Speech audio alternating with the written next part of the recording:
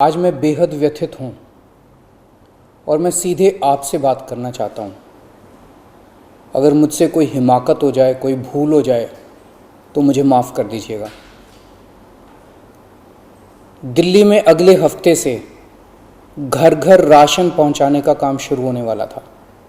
मतलब अब एक गरीब आदमी को राशन की दुकान पे धक्के नहीं खाने पड़ते, बल्कि सरकार बढ़िया तरीके से अच्छे राशन पैक करके उसके घर भिजवाती। सारी तैयारी हो चुकी थी, टेंडर हो चुके थे, सारी तैयारी हो चुकी थी। बस अगले हफ्ते से ये शुरू होने वाला था। ये क्रांतिकारी कदम होने वाला था और अचानक आपने 2 दिन पहले इसको रोक दिया। क्यों सर? आपने ऐसा क्यों किया? पिछले 75 साल से इस देश की गरीब जनता राशन माफिया का शिकार होती आई है। पिछले 75 सालों से हर महीने फाइलों में जनता के नाम का राशन जारी होता है, पर उनको मिलता नहीं है। अधिकांश राशन चोरी हो जाता है। यह राशन माफिया बहुत ताकतवर है सर, बहुत ताकतवर। आज से 17 साल पहले मैंने इस माफिया के खिलाफ आवाज उठाई थी, इस माफिया को ललकारने की हिम्मत की थी। तब मैं दिल्ली की झुग्गियों में, एक एनजीओ में काम किया करता था। उन झुग्गियों में गरीबों को उनका राशन नहीं मिलता था, उनका राशन चोरी हो जाता था। तब हमने हिम्मत की गरीब लोगों को उनका राशन दिलवाने की। नतीजन हम पर 7 बार खतरनाक हमले हुए और एक बार तो इन लोगों ने हमारी एक बहन का गला काट दिया, लेकिन भगवान की दया से वो बच गई उस वक्त। तब मैंने कसम खाई थी कि इस व्यवस्था को अपने जीवन में कभी ना कभी जरूर ठीक करूंगा। तब तो दूर दूर तक सपने में भी नहीं सोचा था कि एक दिन दिल्ली का सीएम बन जाऊंगा। पर कहते हैं ना कि जब आप निस्वार्थ भाव से कोई संकल्प करते हैं तो ऊपर वाला भी अपने तरीके से आपका संकल्प पूरा करने में मदद करता है। इस ब्रह्मांड की सारी शक्तियां आपकी मदद करती हैं। इस राशन माफिया के तार बहुत ऊपर तक हैं सर। 75 साल में आज तक कोई सरकार इस माफिया को खत्म करने की हिम्मत नहीं कर पाई। दिल्ली में पहली बार एक सरकार आई है जिसने ये हिम्मत दिखाई है। अगर ये घर घर राशन व्यवस्था लागू हो जाती ना सर, ये राशन माफिया खत्म हो जाता। पर देखिए ये राशन माफिया कितना ताकतवर निकला। दिल्ली में ये योजना अगले हफ्ते से लागू होने वाली थी और 1 हफ्ता पहले इन्होंने इसको खारिज करवा दिया। आपने ये कह के हमारी स्कीम खारिज की है कि हमने केंद्र सरकार से इसकी अप्रूवल नहीं ली। ये गलत है सर। हमने एक बार नहीं, 5 बार आपकी अप्रूवल ली है। ये रही सारी चिट्ठियां। केंद्र सरकार को हमने इतने सारे खत लिख के बताया कि हम ये योजना दिल्ली में लागू करने जा रहे हैं। कानूनन हमें दिल्ली में ये स्कीम लागू करने के लिए केंद्र सरकार की कोई अप्रूवल लेने की जरूरत नहीं है। कानूनन इस स्कीम को लागू करने के लिए राज्य सरकार पूरी तरह से सक्षम है। लेकिन हम केंद्र सरकार के साथ किसी तरह का कोई विवाद नहीं चाहते थे, इसलिए हमने एक बार नहीं 5 बार आपका अप्रूवल लिया है सर। मार्च के महीने में हमारी योजना पे आपकी सरकार ने कुछ आपत्तियां लगाई, हमने आपके सारे ऑब्जेक्शन पूरे कर दिए। जैसे हमने इस योजना का नाम मुख्यमंत्री घर घर राशन योजना रखा था। आपने ऑब्जेक्शन लगाया कि हम इस योजना का नाम मुख्यमंत्री के नाम से नहीं रख सकते। हमारा मकसद अपना नाम चमकाने का नहीं था। हमारा एक ही मकसद था, किसी भी तरह से ये स्कीम लागू हो और गरीबों को उनका राशन मिलने लगे। हमने आपकी बात मान ली।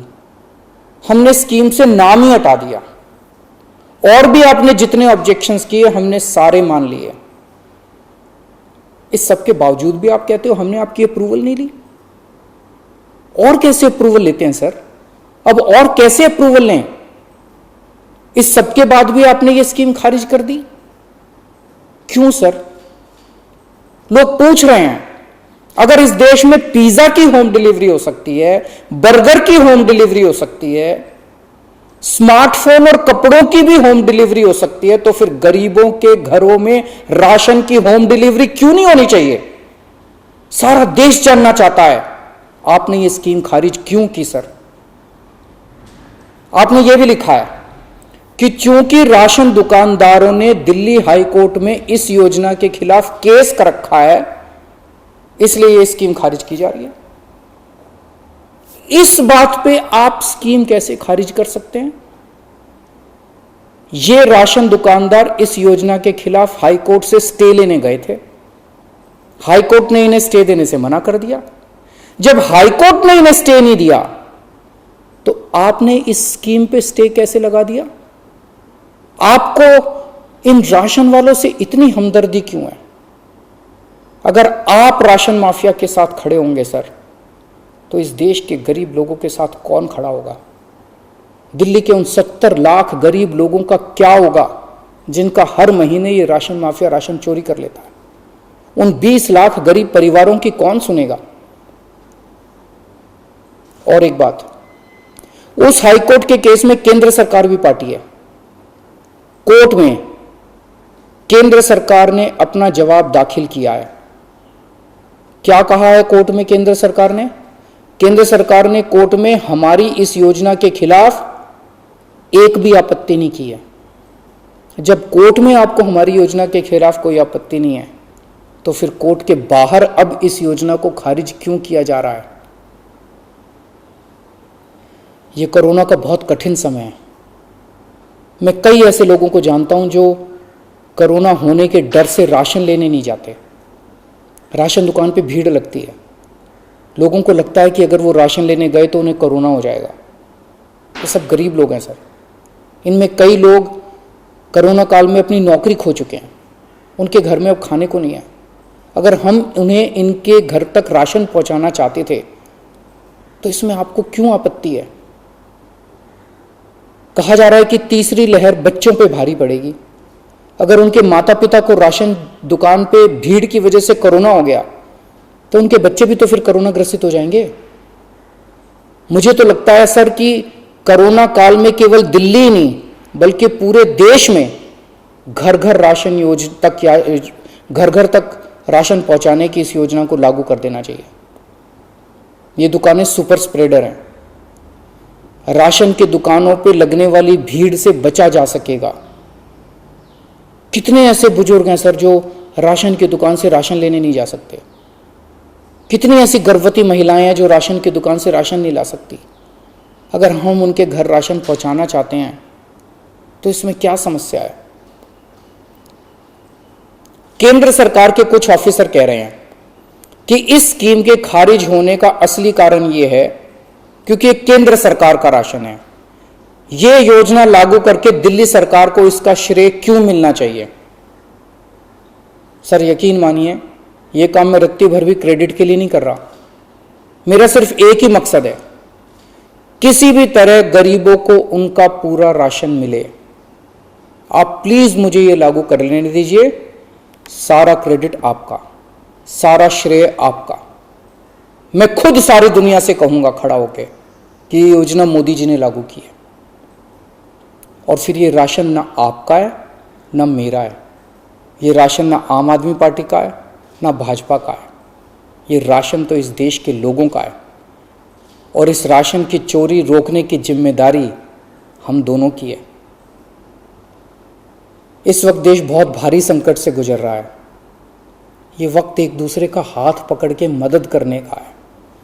ये वक्त एक दूसरे से झगड़ने का नहीं है।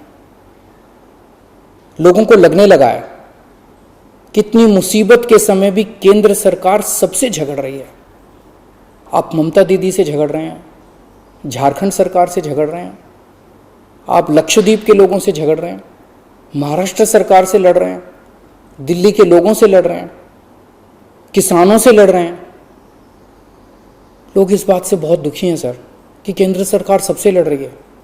ऐसे देश कैसे चलेगा? आप हम सबसे क्यों लड़ रहे हैं? हम सब आपके ही हैं, हम सब भारतवासी हैं। ऐसे में हम सब आपस में लड़ेंगे तो कोरोना से कैसे जीतेंगे? हमें आपस में नहीं लड़ना, हम सबको मिलके कोरोना से लड़ना है। कल सब लोग अखबारों की ये हेडलाइन पढ़ना चाहते हैं, मोदी जी ने दिल्ली सरकार के साथ मिलके दिल्ली के हर गरीब के घर राशन पहुंचाया। ये पढ़ना चाहते हैं लोग टीवी चैनलों पे ये ब्रेकिंग न्यूज़ देखना चाहते हैं कि मोदी जी और केजरीवाल ने मिलके दिल्ली के लोगों के, गरीब लोगों के घरों तक राशन पहुंचाया। लोग ये खबर पढ़ना चाहते हैं सर, लोग ये खबर सुनना चाहते हैं। लोग ये नहीं सुनना चाहते कि केंद्र सरकार ने फिर से दिल्ली सरकार से झगड़ा कर लिया, कि केंद्र सरकार ने फिर से दिल्ली सरकार की एक और अच्छी योजना पर रोक लगा दी। मैं हाथ जोड़ के दिल्ली के 70 लाख गरीब लोगों की ओर से आपसे विनती करता हूं, सर प्लीज इस योजना को मत रोकिए। ये राष्ट्रहित में है, इसे होने दीजिए। आज तक राष्ट्रहित के सभी कामों में मैंने आपका साथ दिया।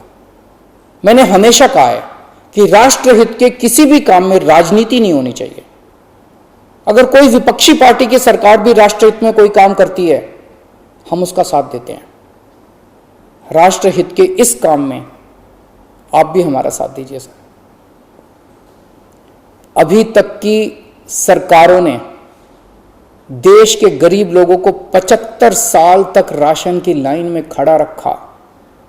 इन्हें और अगले 75 साल राशन की लाइनों में खड़ा मत कीजिए सर, नहीं तो ये लोग मुझे और आपको कभी माफ नहीं करेंगे।